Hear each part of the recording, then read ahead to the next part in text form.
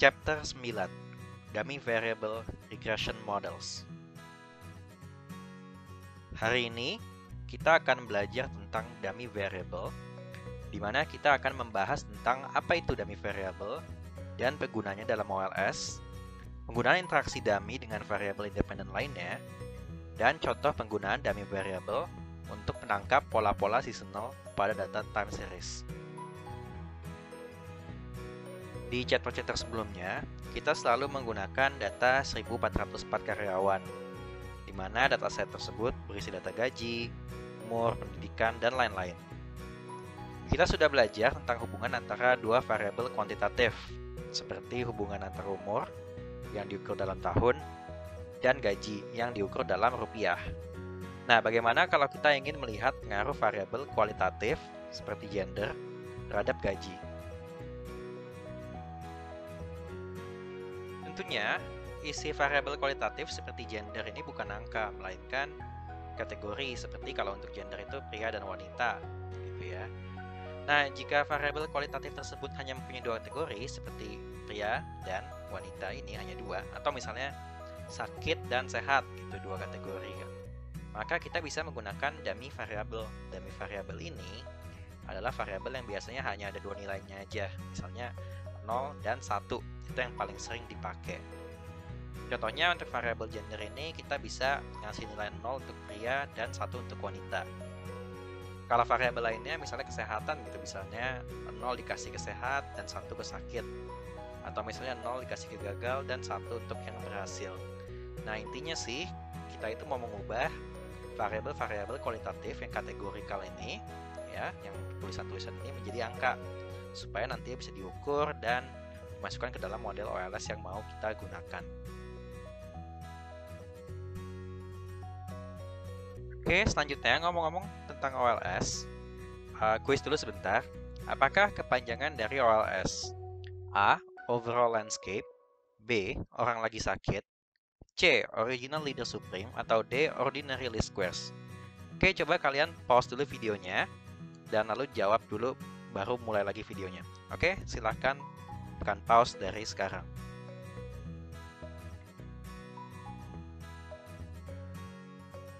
Oke, jadi jawaban yang benar adalah ordinary least squares ya. Kalau sampai salah, berarti kalian selama ini belajar apa gitu. Nah, jangan lupa catat jawabannya. Nah, sekarang coba kita mulai menggunakan dummy variable dalam model yang biasa kita gunakan. Jadi yang data gaji itu ya. Pertanyaannya, apakah gender berpengaruh terhadap gaji? Nah, coba kita lihat di box plot yang berwarna biru ini, ya, yang warna biru itu ada dua. Yang kiri itu labelnya F, itu female, jadi yang kiri itu untuk persebaran gaji wanita. Dan box yang M itu tentunya yang male ya, jadi yang untuk pria. Nah, garis hitam yang ada di tengah box biru itu melambangkan mediannya. Nah, karena garis M itu lebih tinggi dari yang F, ya, yang di tengah-tengah box itu, maka bisa disimpulkan bahwa kalau secara rata-rata memang menurut data kita gaji pria itu lebih tinggi dari yang wanita. Terus juga kalau dilihat dari batas-batas garis di ujung atas dan bawahnya untuk setiap box bisa dilihat wanita kayaknya lebih menyebar gitu ya, yang tingginya tinggi, yang rendah benar-benar rendah gitu. Nah, tapi walaupun kita udah tahu mana yang lebih tinggi mana yang lebih rendah, kita pengen tahu juga seberapa besar sih gaji pria itu lebih tinggi dari wanita gitu. Terus selain itu juga apakah memang bedanya signifikan gitu. Kalau bedanya signifikan mungkin berarti ada diskriminasi gitu mungkin ya menurut data kita. Nah, jadi sekarang kita gunakan model regresi yang ada di sini, yaitu y-nya learn salary, ya, learn dari variable salary, dan x-nya itu adalah variable female. Female itu adalah variable dummy ya, yang kita baru bahas tadi, di mana male-nya itu bernilai 0 dan female-nya itu bernilai 1. Jadi untuk menangkap efek gender yang ada dua kategori, male dan female, maka kita gunakan dummy variable ini. Ya. Ya, jadi sebentar saya kasih lihat data mentahnya aja. Di sini kita bisa lihat kalau misalnya variabel seperti salary itu ada angkanya sendiri ya. Misalnya untuk orang pertama income-nya 10.500.000 gitu dan seterusnya. Tapi untuk variabel dummy seperti female itu cuma ada angka 0 sama 1 doang, dimana 0 itu male dan 1 itu female gitu. Bisa kita lihat misalnya orang yang pertama itu cowok, makanya nilai variabel female-nya 0. Orang kedua juga cowok, maka 0 lagi. Lalu orang yang keempat itu variabel female-nya 1 ya, berarti memang dia itu adalah wanita. Seperti itu. Nah, dengan eViews kita dapatkan output berikut ini.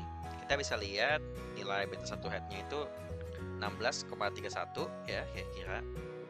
Nah, jadi sama dengan model-model yang biasanya, intercept itu adalah nilai estimasi Y saat X-nya 0. Ya, di sini Y kita adalah learned salary dan X-nya adalah variabel dummy ini ya.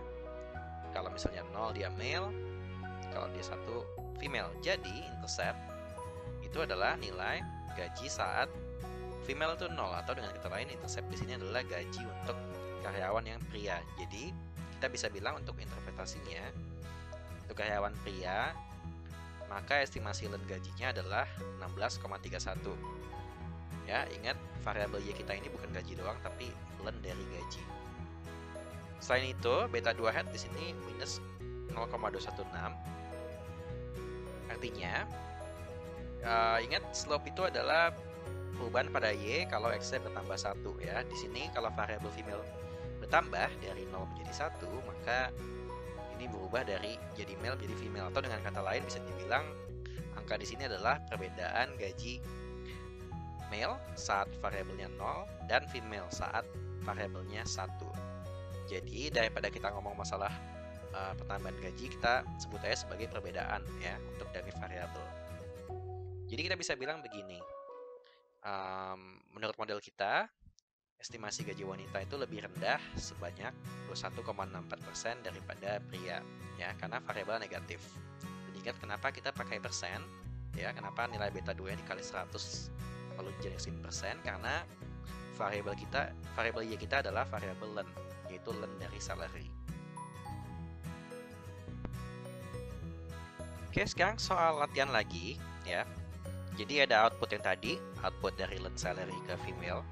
Nah, berdasarkan output di bawah dengan level signifikansi 5%, apakah gender berdampak signifikan terhadap gaji? A.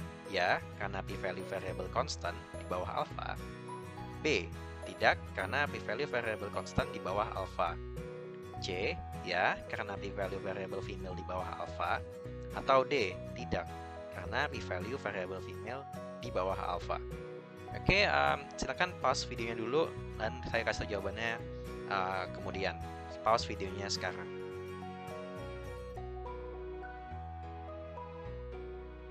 Oke, jadi jawabannya yang C ya. Bisa lihat p-value variable female adalah 0 di bawah 0,005. Jadi bisa dibilang variable female berdampak signifikan terhadap gaji.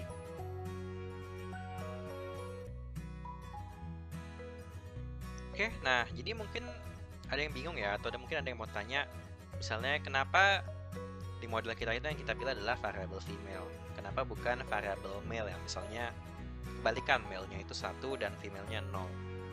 Nah, kalau misalnya pertanyaannya seperti itu, sebenarnya nggak harus yang female yang masukin, yang male juga nggak apa-apa gitu ya. Tapi yang penting yang dimasukin itu adalah salah satu aja. Yang jelas kita nggak boleh memasukkan variable dummy female dan variable male secara bersamaan. Kenapa? Karena kalau kalian ingat salah satu asumsi dari OLS, itu ada satu yang bilang tidak boleh ada yang namanya perfect multicollinearity, atau disebut juga multicollinearitas sempurna. Nah, multicollinearity sendiri itu artinya adalah hubungan linear antar variabel-variabel X-nya. Nah, kalau hubungannya itu tinggi, maka biasanya nggak bagus. Biasanya artinya di dalam model kita itu masukin variabel-variabel yang sebenarnya terlalu mirip gitu. Dan kalau misalnya terlalu mirip, sebenarnya nggak perlu dimasukin dua-duanya. Tapi asal nggak benar-benar sama persis atau nggak ada hubungan yang benar-benar sempurna, itu nggak apa-apa. Nah, kalau hubungannya sempurna itu baru masalah. Seperti contohnya di sini ya. Jadi hubungan sempurna itu artinya kayak ada rumusnya aja gitu. Misalnya massa kali gravitasi itu berat gitu ya, ada rumusnya. Nah, jadi sebagai contoh, kita masukkan variabel male dan female, ya, dua-duanya dummy variabel ke dalam satu persamaan. Ini kalau dicoba di views itu udah pasti error, tulisannya near singular matrix. Nah, kenapa error? Karena variable male dan female itu memang ada hubungan linear yang sempurna, atau disebut juga tadi perfect multicollinearity ya. Karena jumlah variable male dan female itu pasti satu. Jadi male tambah female sama dengan satu. Itu pasti. Kenapa? Karena setiap orang pasti punya gender ya, antara dia itu cowok atau dia itu cewek. Kalau misalnya dia pria, berarti dia bukan wanita gitu, dan sebaliknya kalau dia wanita berarti dia bukan pria. Jadi kalau di sini kalau misalnya dia laki-laki, maka nilai variabel male-nya itu adalah 1 dan nilai variabelnya female-nya itu adalah 0. Maka pasti jumlah 1. Lalu kalau misalnya dia wanita, variabel male-nya bernilai 0 dan variabel female-nya bernilai 1, maka dijumlah 1 juga. Jadi ada rumus pastinya nih, male tambah female pasti sama dengan 1. Artinya variabel male dan female itu memiliki multicollinearitas sempurna, sehingga akan menyebabkan error saat diestimasikan. Nah, memangnya kenapa sih? Kenapa kalau ada perfect multicollinearity itu langsung error? Kenapa bisa sampai error gitu? Nah, jadi kira-kira kalau misalnya kita ngomongin secara teknikal ya, rumusnya seperti ini. Kalau dalam bentuk matriks, rumus beta dari OLS yang kita biasa pakai itu seperti ini nih. Beta hat sama dengan X transpose kali X dalam kurung inverse, lalu X transpose kali Y. Ya, dimana beta tentunya parameter estimasinya, X-nya itu variabel independen, dan Y-nya itu adalah variabel dependent. Ini semua dalam bentuk matriks ya. Tentunya kalian semua sudah pernah belajar tentang matriks, apalagi kelas matematika, ya kan? Oke, karena kalian semua udah belajar matriks, kalian tentunya tahu bahwa dalam proses inverse ini ada perhitungan yang namanya determinan. Dan tentunya kalau misalnya ada matriks yang ada variabel yang mempunyai multicollinearitas sempurna, proses inverse ini akan menjadi masalah. Kenapa? Nah, untuk kalian yang tadi bilang udah ngerti matriks, coba kita kerjaan soal yang berikut ini. Oke, ini soal matriksnya ya. Tentukan inverse dari matriks A, di mana matriks A itu adalah 1, 3, 2, 6 isinya ya. Baris pertama 1 dan 3, baris kedua 2 dan 6. Nah, jawabannya pilihannya ada 4. Yang pertama A, 1, 2, 3, 6. B, min 1, min 2, min 3, min 6. C, 6, min 2, min 3, 1. Dan D, undefined atau tidak terdefinisi. Oke, kalian pikirkan jawabannya dan pause videonya sekarang.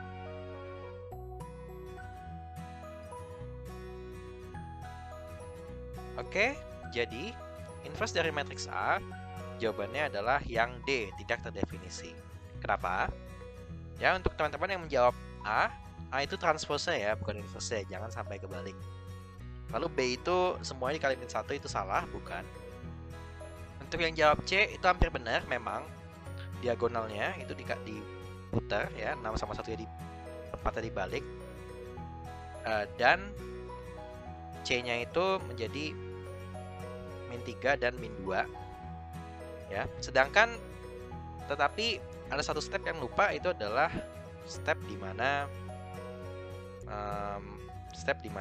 ada pembagian terhadap determinannya.